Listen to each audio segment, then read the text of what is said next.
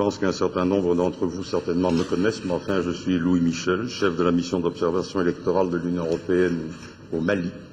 Je suis donc député européen, j'ai été commissaire européen au développement, c'est un pays que je connais particulièrement bien, je connais bien la région aussi, et je crois que d'une manière générale, je connais assez bien l'Afrique. Alors, comme vous le savez, ce point de presse est organisé, ça vient d'être dit, à l'occasion du déploiement de 30 nouveaux observateurs de l'Union européenne. Ces observateurs qui sont arrivés lundi soir viennent de suivre un séminaire électoral de 3 jours, ici, au siège de la mission. Ils prennent la route ce matin pour aller rejoindre 20 autres observateurs déployés depuis 3 semaines dans le pays. Les observateurs de l'Union européenne suivent le processus électoral dans 5 des 8 régions administratives du pays, ainsi que dans le district de Bamako, c'est-à-dire dans un secteur géographique qui regroupe 90% de l'électorat potentiel. Ce dispositif sera renforcé le jour du scrutin par des diplomates de l'Union européenne en poste au Mali, par une délégation de membres du Parlement européen et par des députés de l'Assemblée parlementaire paritaire ACP Union européenne. Au total, avec l'équipe de 8 analystes basée ici à Bamako, la mission d'observation de l'Union européenne au Mali disposera de 100 observateurs lors du premier tour de l'élection présidentielle le 28 juillet. Alors je vous rappelle que nos observateurs analysent les différentes phases du processus électoral, l'établissement des listes électorales, la validation des candidatures, la campagne électorale, le jour du scrutin, le dépouillement, l'agrégation et la publication des résultats et le contentieux électoral.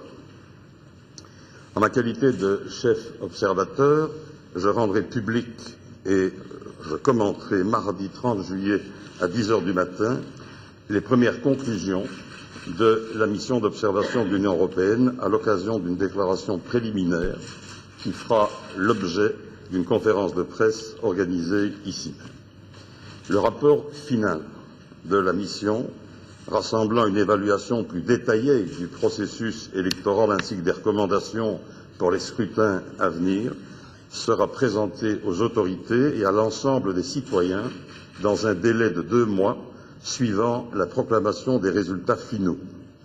Alors, avant de vous céder la parole pour les questions, je voudrais peut-être quand même attirer votre attention sur l'enjeu particulier que revêt cette élection. Je pense que vous le savez, ce scrutin intervient au terme d'une crise politique et militaire qui dure maintenant depuis plus d'1 an et demi, qui a sérieusement ébranlé les institutions, qui a porté gravement atteinte à la sécurité et à la paix publique et qui a grandement mobilisé la communauté internationale venue soutenir le Mali.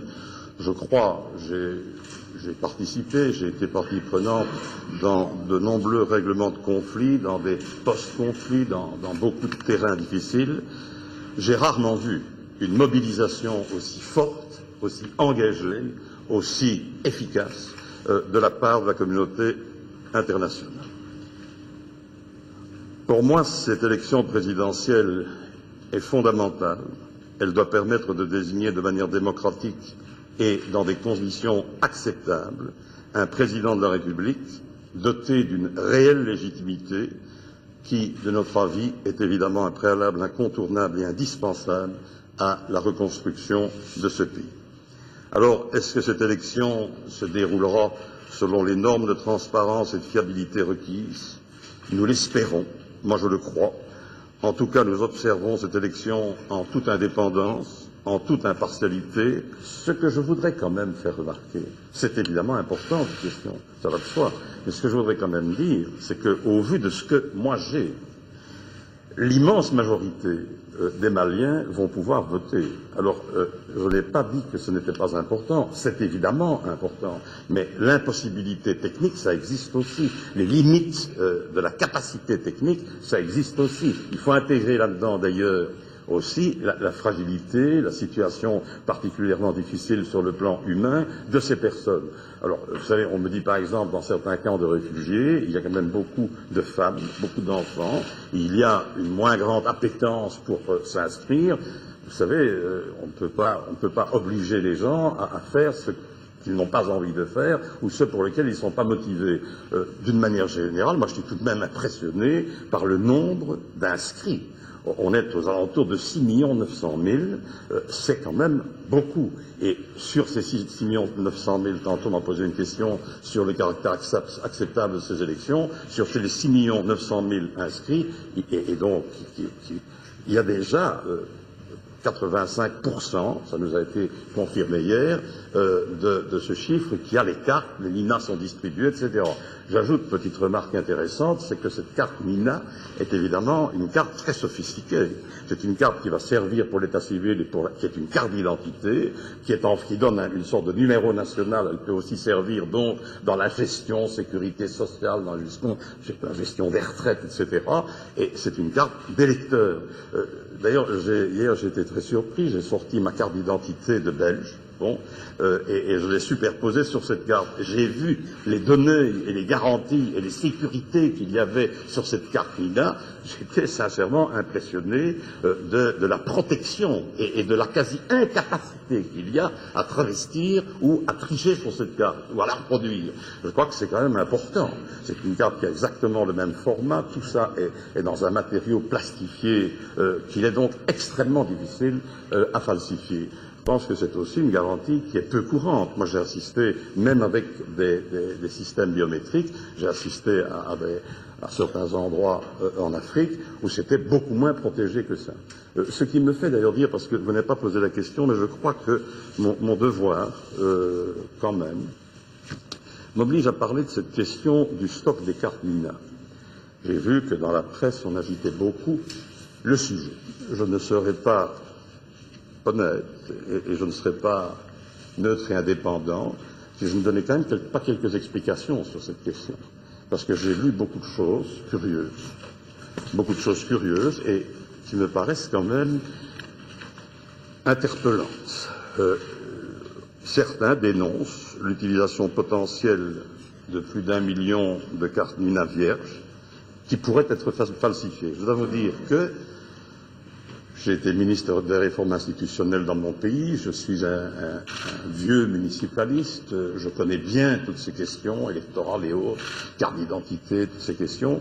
Je dois vous dire qu'il faut être un fameux génie pour être capable, ici et maintenant, au Mali, d'utiliser de manière frauduleuse ce stock de cartes qui se trouve, ça c'est vérifié, qui sont localisées en France, qui ne sont pas ici. Ces cartes c'est en fait un matériau brut qui vient d'où, les 8 millions? Les 8 millions viennent en fait d'une prévision précautionneuse normale qui a été faite avant même que l'enregistrement ne se fasse. Donc on a 8 millions de cartes vierges au départ, on en a près de 6 900 000 qui ont été alimentées avec toutes les informations et toutes les données biométriques et autres qui garantissent, qui sécurisent en fait cette carte. Et donc, moi j'ai posé la question à l'administration électorale qui nous a clairement répondu. Donc ces cartes ont été commandées avec une marge de sécurité, c'est ce que j'appelle la prévision précautionneuse, avant que ne soit connu le résultat du recensement. C'est assez normal. On est dans un délai très court. Il faut évidemment que celui qui est le prestataire de service qui va fabriquer ces cartes, il faut évidemment qu'il se fournisse en matériaux bruts pour pouvoir les faire. Bon. 8 millions de ces cartes ont donc été commandées et déduction faite des 6,9 millions d'électeurs identifiés dans le fichier biométrique, il reste donc 1,1 million de cartes qui se trouvent en France dans les locaux de la société qui les a produites. Ces cartes sont vierges. Elles peuvent difficilement être utilisées car il faudrait non seulement établir de fausses cartes, ce qui est pratiquement impossible avec la biométrie, et il faudrait en même temps truquer les listes électorales, ce qui semble peu probable. Je voulais apporter cette information. C'est une information technique, c'est un éclairage en tout cas qui ne me paraît pas à ce jour souffrir de doute. Et je voulais le dire parce que je ne souhaite pas que l'on avance des affirmations ou que l'on avance des suppositions, peut-être même de bonne foi, je ne me suis pas occupé à critiquer personne en disant ça, mais je ne voudrais pas qu'on le fasse sans être bien informé ou en étant mal informé ou en étant, disons, peu informé techniquement. J'avais évidemment non pas des doutes, mais j'avais quand même des inquiétudes, ce qui est bien normal dans le contexte que l'on connaît ici. J'avais quelques inquiétudes sur la capacité de mettre en œuvre tout le processus, que ce soit logistique, matériel, au niveau de la préparation de cette élection, et je considère que j'ai trouvé, et nous avons perçu, une plus grande capacité que celle que nous imaginions, et donc les préparatifs pour cette élection sont, de mon point de vue, par rapport à ce que nous attendions, indiscutablement meilleurs. Et donc, je dis oui, je crois que ces élections peuvent se dérouler dans un contexte et dans des conditions acceptables qui ne permettront pas une interprétation ou un dévoiement du résultat.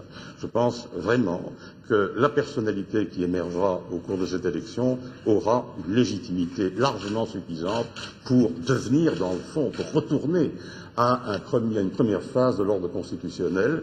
C'est pour moi essentiel. Je crois que c'est important qu'une institution soit légitimée. Ce sera le point de départ, évidemment, de tout le reste du processus démocratique et constitutionnel.